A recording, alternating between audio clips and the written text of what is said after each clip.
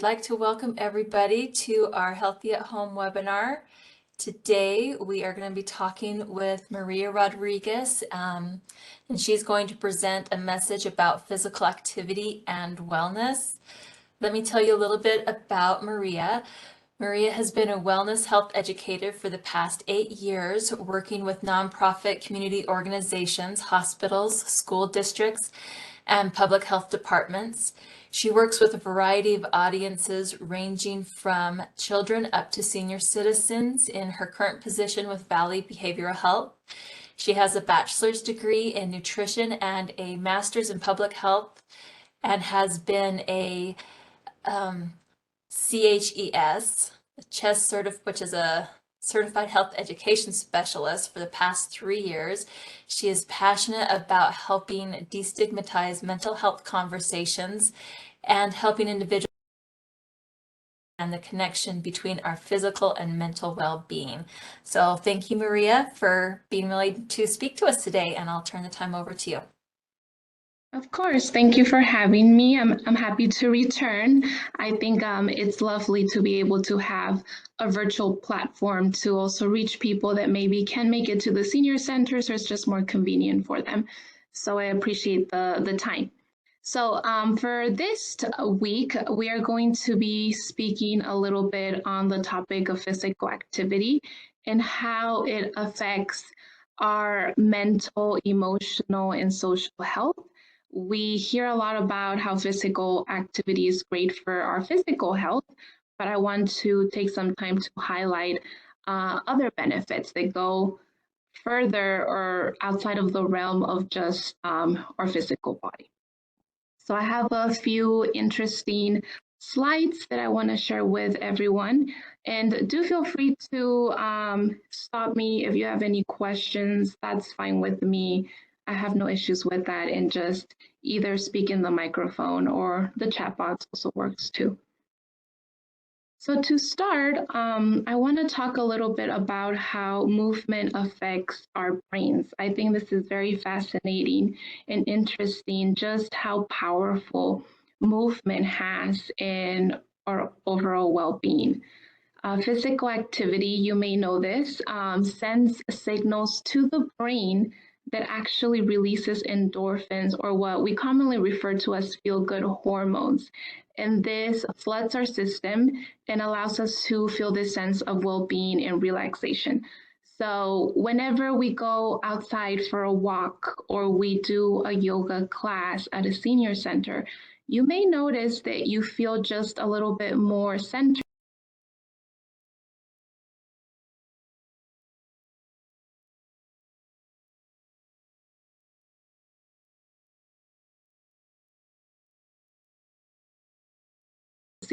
They realize that it's a great way to cope with feelings of stress, feelings of anxiety. Many of us can kind of go down that spiral of letting negative thoughts enter our mind, and we can run wild with that. Exercise can serve as a great distraction and stop those thoughts, or at least shift gear so we can focus on doing something physically. And if we can't stop our mind, sometimes what's best is to start with the body, and the mind often follows when it comes to relaxation. So coming back to these endorphins, when the brain releases these feel-good hormones, this release also aids in reducing the circulation of stress hormones. So things like cortisol and adrenaline are released into our body. And that can definitely cause those stress levels to decrease. And we'll talk a little bit more about stress and all the negative effects that it can have in the body. But to actually, in the body, reduce these hormonal levels, I think is pretty incredible just by moving our body. So once our cortisol and adrenaline levels are decreased, this can lead to us experiencing less mood fluctuations. So maybe we can maintain a more stable mood throughout the day. We don't get a lot of mood swings or get easily irritated as we would without a structured physical activity routine in our day-to-day. So in the end, we are able to better cope with our problems and better manage our stress when we are kind of spiking or releasing these feel-good hormones on a regular basis through exercise. So just a little bit of the chemistry behind that, which I think is very awesome. So let's move on to the next one. So I wanted to also talk a little bit about the power of exercise as a therapeutic technique. Regular exercise produces changes in the parts of the brain that regulates our stress and our anxiety, and can reduce anxiety by making your brain's fight or flight system less reactive. So the fight or flight system is activated whenever we are under a stressful situation, whether it be that we have a certain deadline that we have to meet, or we're out in the forest and we're being chased by a bear. So what are some of those systems that are triggered? So you may notice that your heart rate maybe starts to beat faster. Your internal temperature may start to rise. Your heart is racing. Maybe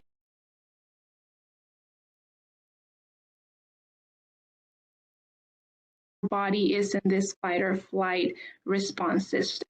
And we know that chronic stress can be really damaging to the body. It can lead to chronic diseases like heart disease, certain cancers, certain lung conditions as well, and a host of other things. So it's important to be able to better regulate our fight or flight system, and exercise is a great way to do that. Additionally, it can also increase brain sensitivity to the hormones serotonin and norepinephrine, which can really be helpful for feelings of depression. So there's a lot of data and research showing that physical activity is a great tool that can be used to relieve symptoms of depression. Many studies have followed participants tracking their symptoms of depression and then them engaging in a regular fitness routine. And over time, they have found measurable changes in their symptoms of depression. So if you are experiencing that or have experienced that, oftentimes any form of physical activity can be really helpful to decrease those symptoms. An interesting fact is that exercise can actually be just as effective as medication and psychotherapy in treating symptoms of depression. So I think that's an amazing little fact there, that it can be part of that treatment plan. I know some people are not as comfortable to jump right into therapy or counseling right away for several different reasons. So that could be a place where we can start if we're struggling with depression. Can I just get moving a little bit more throughout my day? Even a short 10-15-minute walk can make a big difference in how we're feeling mentally. I wanted to talk a little bit more about depression and explain a little bit more this inactivity depression loop that often happens. So when someone experiences symptoms of depression, they're usually feeling sad, down, not as interested in the things that they once enjoyed. And so what happens when someone is in this state, they tend to not have the motivation to do the things that they pursued in the past. So what does this lead to? It usually leads to being sedentary, right? Sitting on the couch, watching TV, not really engaging in active hobbies or interests.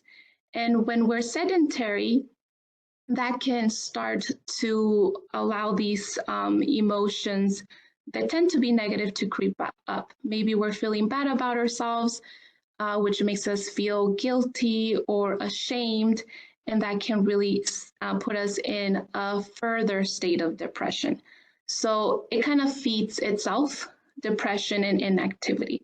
So it's important to be able to interrupt this system by taking some sort of action. So just doing something, doesn't matter what it is really powerful in breaking this. We know physical activity is one of those things that we can do, right? So if we are experiencing depression, just taking the initiative of taking a very short walk, not necessarily every day. Maybe we start just a couple of times a week and stepping outside, breathing fresh air, getting some sunlight can really kind of clear our minds and give us new perspective. And really, the activity that you pick is not what matters most. I think what matters most is that you pick something that's enjoyable for you so that you will be motivated to come back to it and keep that routine up. It could be in the form of interacting with other people. We know that social connection makes a big difference in breaking this pattern of depression and inactivity. So, going out to your senior center, taking a new class, taking a fitness class, you can get benefits from both the social aspect and the physical activity aspect. Doing or picking up a hobby that maybe you left behind for whatever reason. Can you rediscover new interests? Doing something enjoyable, pleasurable can be a great way to also break the cycle of depression.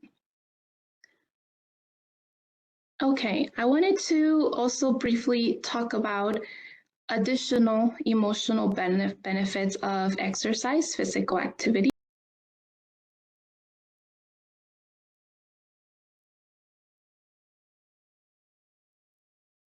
and fulfillment.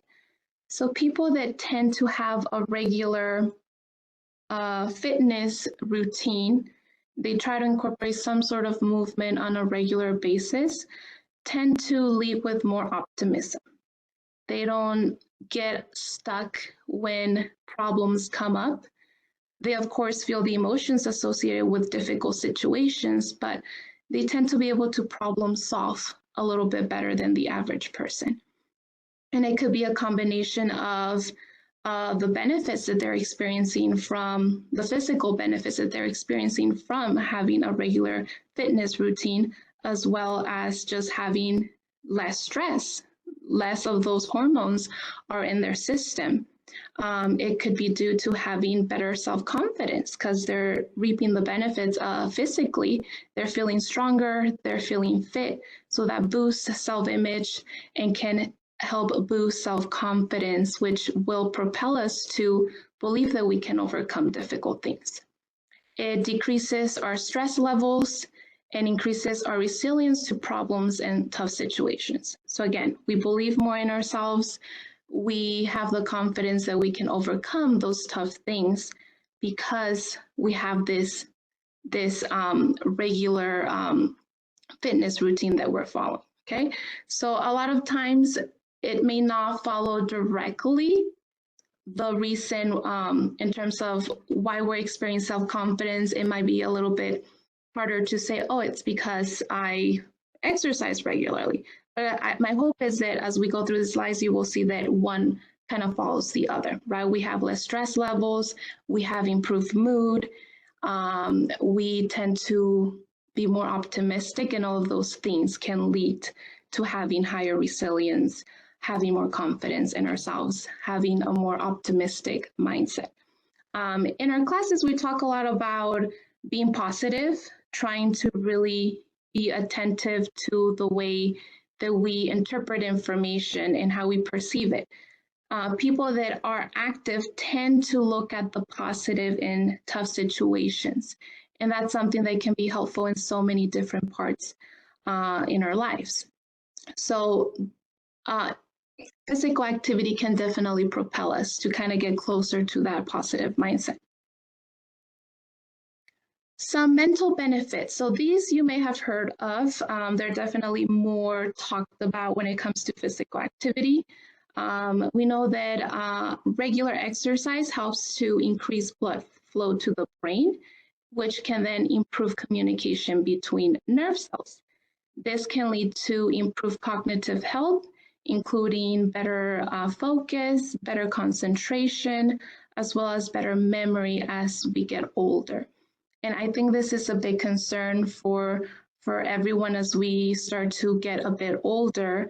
We may start to forget things more easily, right? And we start with little things that we forget, like our keys. And we're like rummaging through the house trying to look for our keys, but it can definitely progress to bigger things that we're forgetting, or leaving the car on or running when we arrive at home, right? So those are things that sometimes scare us, and we realize, okay, is there anything within my control I can do to keep my brain young for a longer period of time? And we know that exercise is one of those things that can be really beneficial. When we exercise, our brain actually is creating new nerve connections. So that's such an amazing thing that our brain can do. And like I said, it can increase that blood flow to the brain, which can sort of spark and create more activity in the brain areas that are responsible for learning, for focus, for memory, for recognizing faces, all of those things. Another great benefit of this is that it reduces our risk for cognitive impairments like dementia and Alzheimer's. And we know that these are very scary conditions. If you've been affected by it or you've had family members affected by it, it can be a really sad condition to see someone going through that. So if there's anything that we can do to reduce our risks, why not do it, right? That can be a driving motivation for many people if they have family members that have experienced dementia or Alzheimer's to definitely prioritize their health, right? And a great way to do that is now let's talk a bit about social benefits of exercise. I think there's so many, but I wanted to just highlight a few. This may be specific if you work out with someone else, right? You exercise either at a community center, at your senior center, with a family member, a friend, a neighbor. But there is quite a lot of data that shows that being involved in any sort of group fitness class or working out with someone else can be a great way to connect and grow our social connections. As we get older, we tend to experience more loneliness just because the family dynamic is changing. You may have kids they're grown, they have their own lives, they have their own families, so that dynamic is not the same anymore. You may have lost a spouse, possibly. And so we have to adapt to these different life changes, and that can be a very lonely journey. And how can we ward off loneliness is by trying our best to still connect with other people. For many, after we hit the age of 65, friendships can become actually more influential in our lives than, say, family, right? Because family, that dynamic changed a bit. So now connecting with people that are going through similar experiences, maybe they've had their own personal struggles with grief, physical conditions, retirement, that can really create a strong bond and connection with those individuals that can make us feel better about the process that we're going through. We also know that involvement in some sort of group fitness class or type of exercise can be a great outlet to socialize and meet new people. Sometimes as we transition through different stages of life, we may lose people in our life. Friendships evolve, maybe we lose some friendships. Family dynamic may also change. So we may start to realize, hey, it would be nice to meet some new people, interact with my neighbors a little bit more. And so by participating in group activities, it's a very wonderful built-in way of also doing those things, not just working out, but having that opportunity to socialize with others, meet new people that may have similar interests or life experiences. So we're definitely kind of getting benefits on both ends, physically and socially. It can encourage and motivate individuals to stay active long term. So I don't know about you, but if I have a friend or somebody that's working out with me, it tends to drive me to do it every day. If I know that they're counting on me to go on a walk with them, or they're waiting for me at the yoga class that we're going to do together at the senior center. It's a good accountability to do it with someone else, right? When my motivation is lacking, they can be that person to push me to say, okay, I will show up and do the exercise even though I'm not having the best day or I don't feel like going and exercising. Okay. So now that we've heard about some of these wonderful benefits to exercise and staying active, what can we do? I wanted to talk a little bit about how much should we be thinking about when it comes to how much should I move my body every day? How much should I do every single week? What type of exercises are beneficial for me? So over the next couple of slides, I am going to kind of break it down based on types of exercises that are important to incorporate, especially as we get older. It's important to pay attention to our muscle and bone mass. Those tend to decrease as we get older. So what type of exercises can I do for that? How can we add variety so that we're able to really target all of the different muscle groups? And I want to say this is definitely to kind of maximize our physical benefits, but when it comes to mental benefits, social benefits, the type of activity that we do is not the most important. What matters is that you pick something that you enjoy and that you're consistent with it. Consistency really is key to starting to really feel all of these benefits and start to feel better both physically and mentally. So when it comes to recommendation, we want to aim to gradually build up our movement to about 150 minutes of moderate intensity activity each week. So those 150 minutes are for a week. I like to kind of break it down more simple, makes a little bit more sense to me as about 5 days a week, about 30 minutes is what we want to target. I always recommend start slow if you are not currently exercising regularly. The worst thing we can do is to just, go from 0 to 100. That can definitely lead to injuries in the long term. We can get burned out. Many of us, we start really strong with motivation, and then after a couple of days or a week, we're not feeling it as much, so we may stop. So if we kind of ease our way into it, we are more likely to stick with it and actually build up until we find that consistency that works for us. So about 5 days a week for 30 minutes. Try to add a variety of exercises, including muscle and bone strengthening. So what falls under that category? It would be any sort of weight training. So if you're using dumbbells, resistance bands is a great one, or even body weight exercises. So things like wall push-ups. We don't necessarily have to go on the floor. I know that's really hard for many of us. We're using our own body weight to strengthen our shoulders, our chest, all of our upper body, our core. It could be any sort of squat movement, lunges, climbing stairs is a really great form of body weight exercise that we can engage in. And with dumbbells or resistance bands, it would just be working different body parts. So arm curls, overhead press. I will also share with all of you a very simple routine that we can start with towards the end of the presentation, but it's a routine that you can definitely customize as you get more comfortable with and more consistent with your workouts.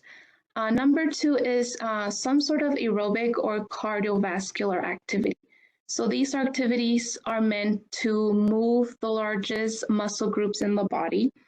You will usually notice that your heart rate starts to beat faster, your heart rate gets faster. You may start to sweat a bit, feel a little bit hot. We want to elevate the heart rate.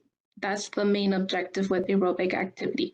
So that could be through brisk walking, swimming, which is a great low impact activity, dancing, Cycling, any sort of sports activity would also count as aerobic.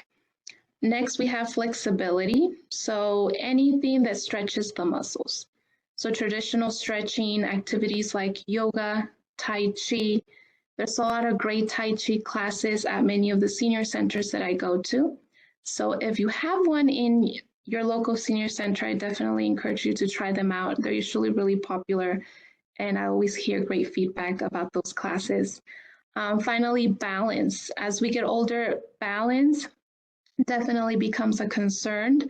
Falls can be really dangerous, so we want to make sure that we are working our core muscles to create that balance or strengthen that balance. So floor exercises, core exercises, or any sort of sitting and standing movement where we practice lifting ourselves up from a chair, maybe initially assisted, but then unassisted, can be a great way to build up those core muscles.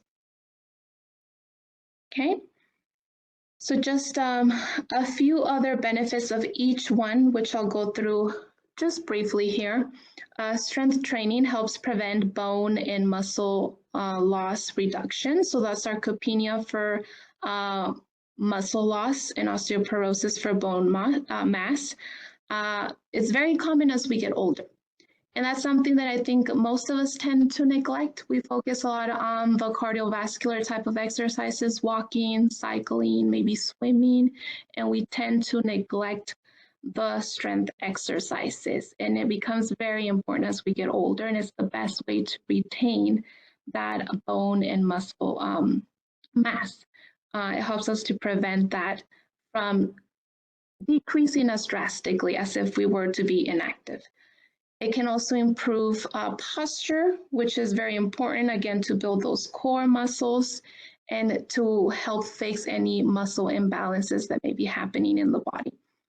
It's also great for regulating our hormones and can promote better sleep quality, which I think all of us really want to improve our sleep. And I think in general, exercise can really be beneficial if you're struggling with sleep. Your sleep quality is not as great. Just adding some movement into your day can make a big difference. Finally, it can help build strength to prevent injuries and falls.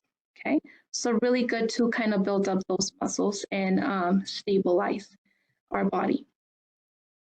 Cardiovascular.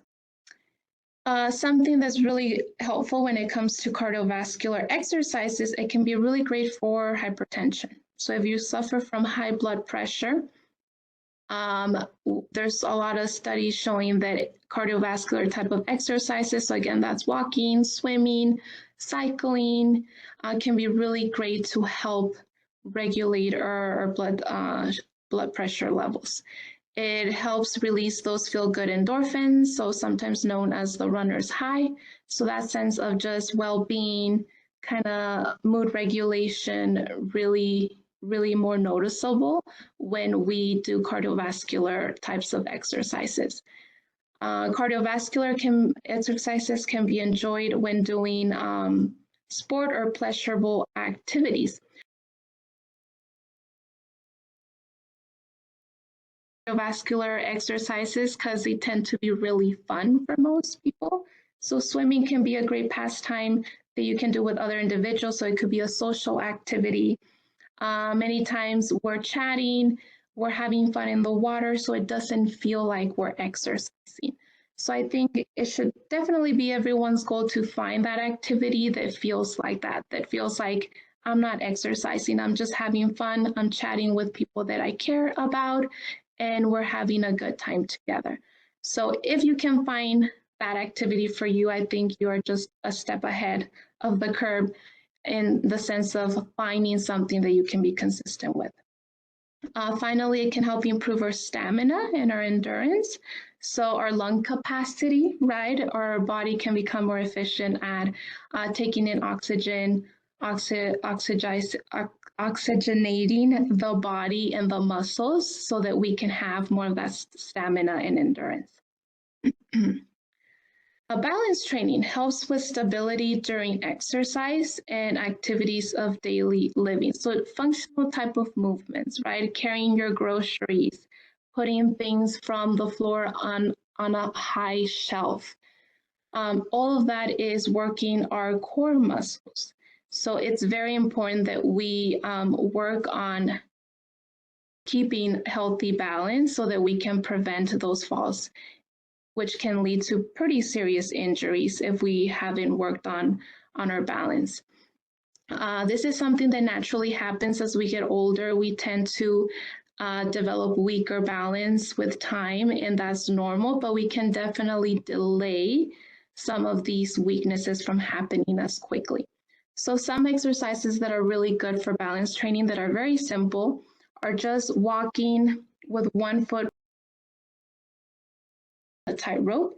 That can be a great exercise to work on those core muscles. It could be like this picture shows, trying to stand on one leg, right? You may start with your foot pretty close to the ground, but eventually you may notice that you can lift it up higher and higher as you build up those muscles. It could be sitting on a chair and trying to stand up without using the side of the chair to hold on to. And slowly build up to that, right? It could be eventually trying to come off your chair with one leg slightly elevated and trying to use more of the muscles in one leg to help counteract the core muscles. Okay, so definitely levels that can be worked up to. And I think as we practice all of these different types of activities, it's helping build up our confidence. When you have that small win of, hey, I can do this, I can stand up from my chair without using my arms for balance, it kind of boosts that confidence. And then you're more likely to try for something a little bit more challenging. Okay, now we have flexibility. Allows for proper blood flow and blood pressure. So another great one for relaxation. So things like yoga. Yoga is a practice that's really great for so many things. Flexibility is important to prevent injuries. So if you're starting a new exercise routine, sometimes we try to go too fast, too soon, and we can be more prone to develop injuries. So if we're just starting, I always recommend really prioritize stretching before you exercise and after you exercise so that you can prevent those sore muscles as well can be prevented.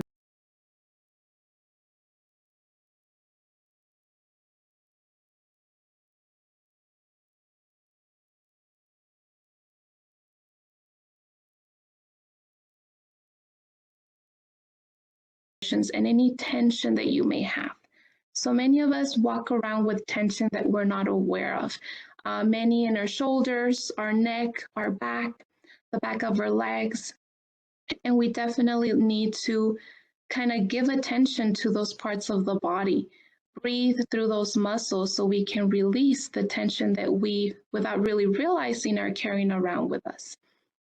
It helps and allows for greater ease of movement when performing daily activities. So again, sometimes we get injured just by walking on the sidewalk, right? We come upon a sidewalk where the pavement is a little bit uneven.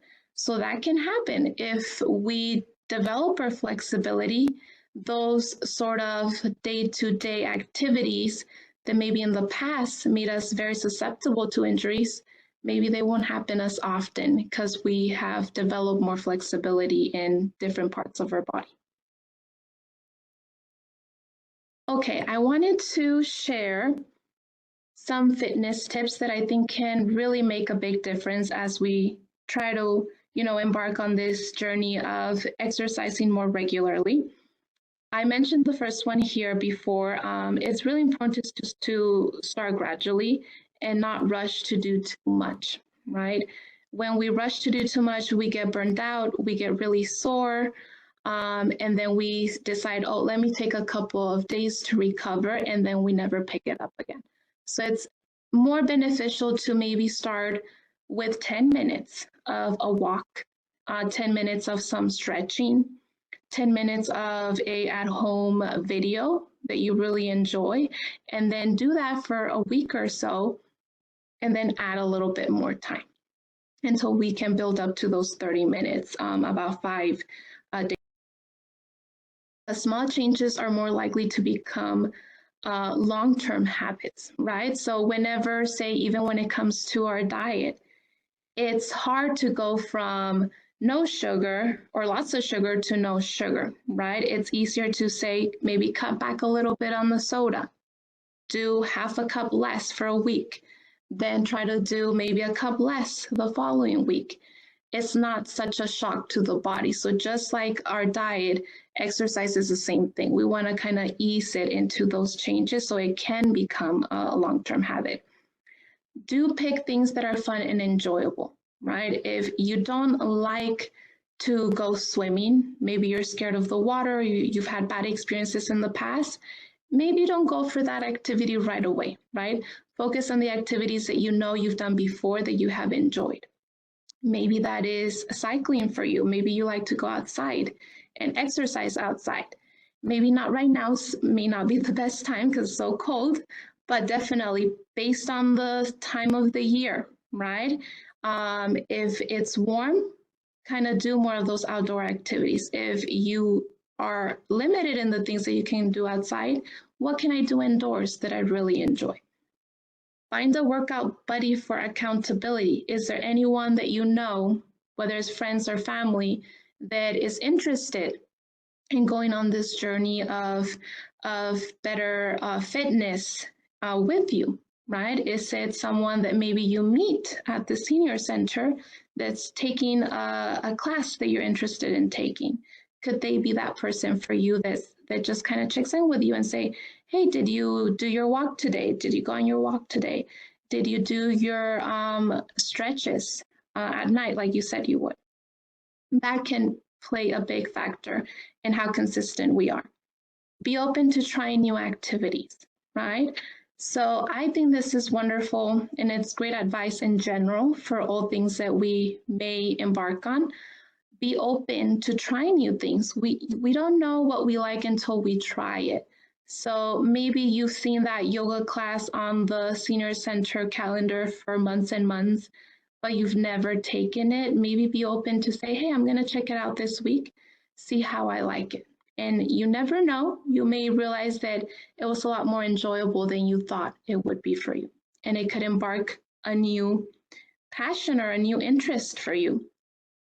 It's okay to modify, right? Modify movements to accommodate any limitations that you may have. So sometimes we get discouraged if we put on a at-home video and we see all these high impact moves. We say, oh no, that's not for me. I can't do any of that. Let me turn this off. And then we don't work out. So I think it's important to be flexible and know that you can modify things. A lot of high impact activities we can modify to do without any jumping, right? We can't do push-ups, we can do wall push-ups, right? We can do seated exercises. We don't always have to do standing exercises. So being a little bit open and flexible to that can definitely make our fitness journey a little bit better and smoother as we improve our fitness level. Finally, I think it makes a difference to reward yourself when you reach your goals and your milestones. So think about something that you really want to do once you maybe have worked out consistently for a month, right? Whatever your goal may be. How are you going to reward yourself? Okay. It has to be something that's meaningful to you, something that makes you happy, something that will drive you and motivate you to continue on your goals. So make your list of what are those things that you can do. It could be buying yourself a new exercise outfit, a new water bottle, right? To encourage you to keep going on your journey. So it will be different for each person, but I definitely think it can kind of give us that extra push to continue on the journey when we know at the end of our milestone or goal, we have a reward that's waiting for us. Okay, I wanted to share this example of a very simple exercise routine that we can do from the comfort of our living room. Sometimes I feel like we complicate exercising and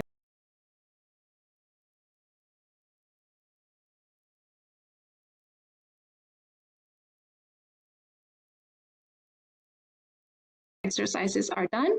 But what I did is I try to pick different types of exercises that target different parts of the body and combine them into this circuit. So this is something that we can do, say, even while you're watching a show that you like.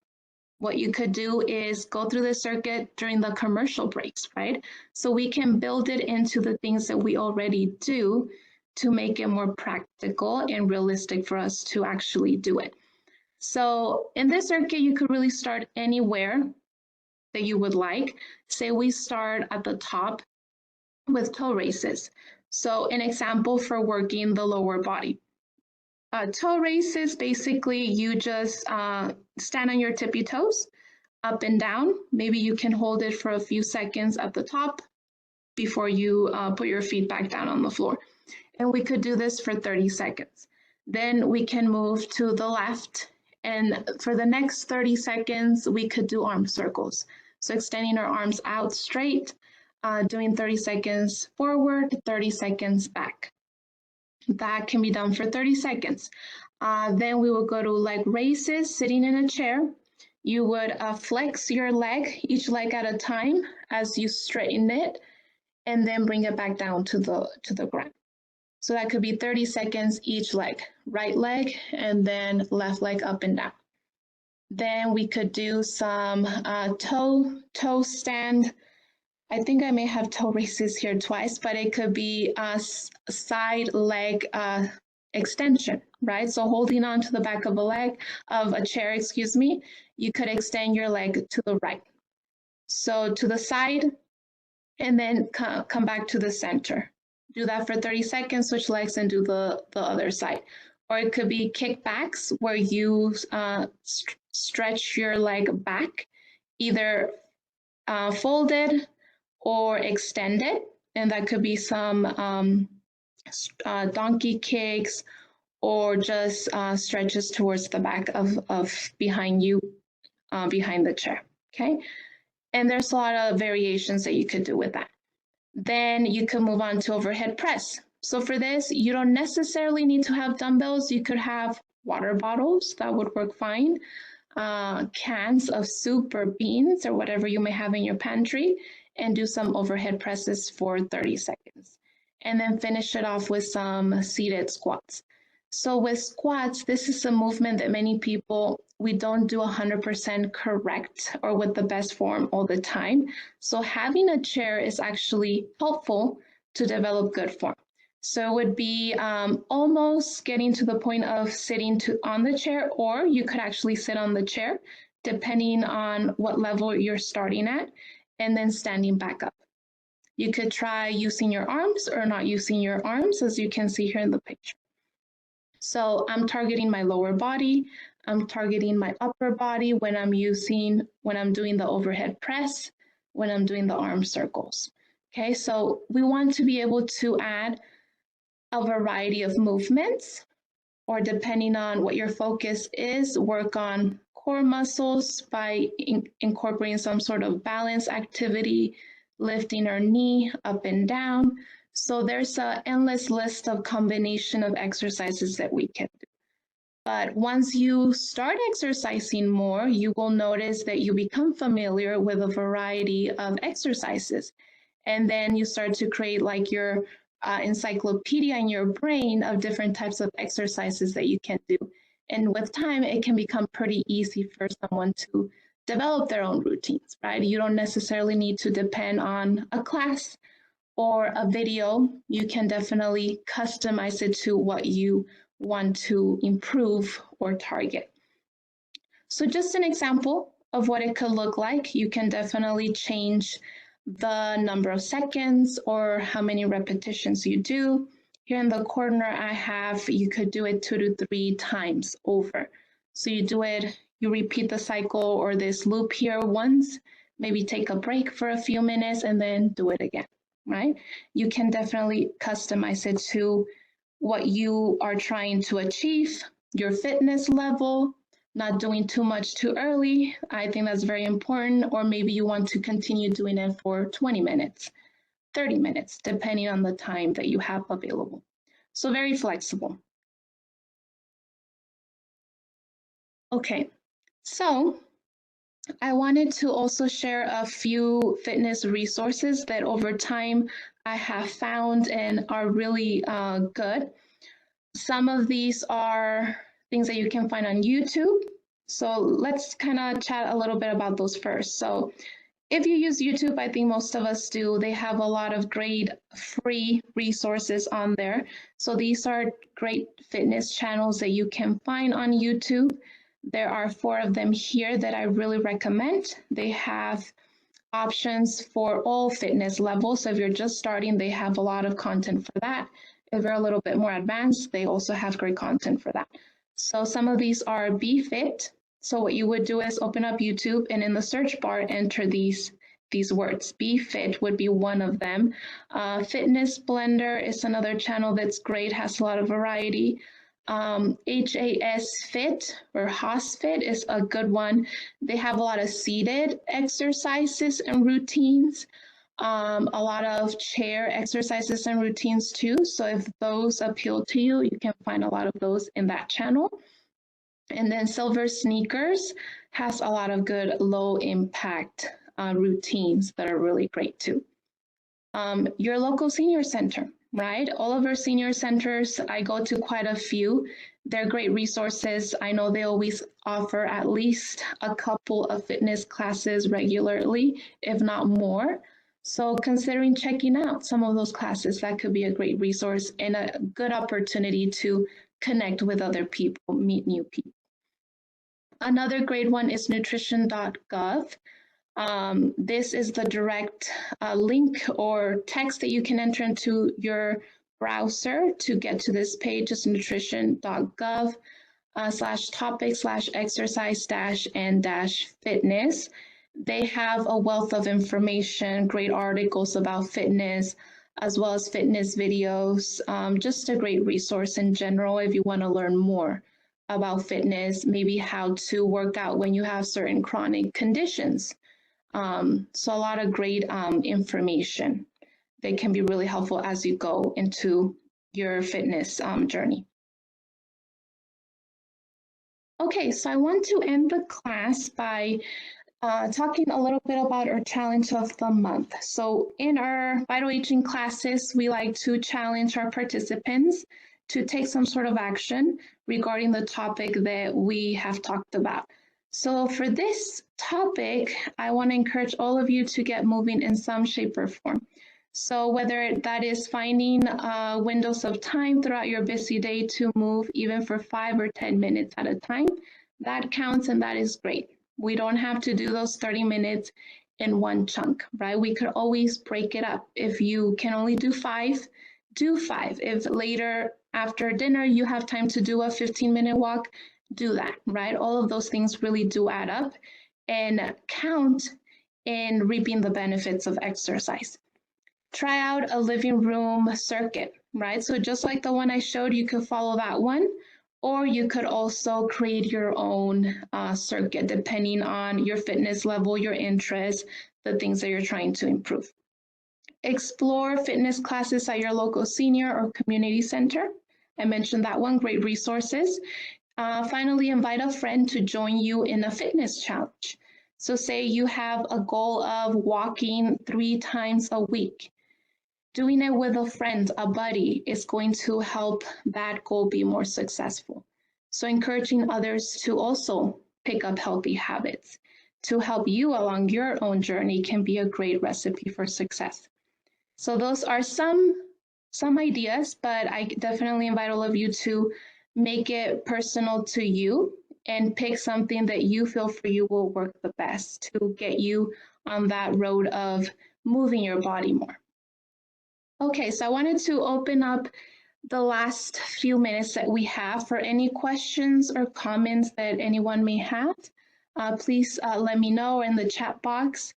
I'm open to any questions.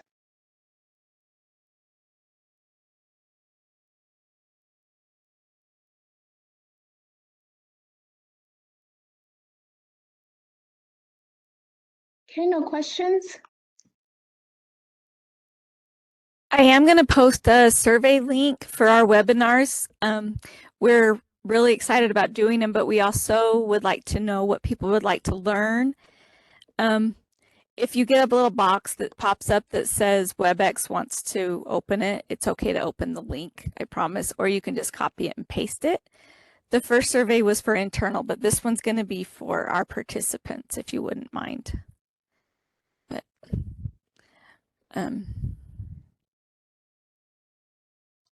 Okay, well, thank you, Maria, so much. It's always a good reminder that there's so much more to exercise than just the physical benefits, the mental, the social, all of those benefits are important and maybe the motivating factor that will get us out there and start exercising more. Next week, I just wanted to share with you that, oh, there we go, sorry. Let me share that. So next week we are having a discussion again with exercise, but this is exercise as medicine. So has your doctor ever prescribed exercise for you? Learn how being physically active can act as medicine for so many of our ailments. And we will be having a guest speaker from St. Mark's Hospital come and speak to us on that. So if you can participate and join us next Tuesday at 2, that will be our subject for that day. But other than that, we'll stick around for just a second. If anybody has Annie, questions. it's also important to, Maria brought up a really great point about our senior centers having classes, and we have many great classes starting in January. Tai Chi, Walk with Ease. We have many. Can you think of any other off the top of your head, Annie? But we are also doing an online Tai Chi. So if you're interested in that, definitely shoot us an email or call the Virtual Senior Center. But it will be an option there as to an online class. And we have online enhanced fitness and also an online arthritis foundation. So if you can't get out or you don't want to get out in the winter, we do have exercise options. That's great. Thanks for those reminders, Becky. Appreciate that. So we will stick around for a bit if you have any questions, but otherwise, thank you for attending and we will see you next week. Oh, and make sure that you see those links in the chat box. Take advantage of those.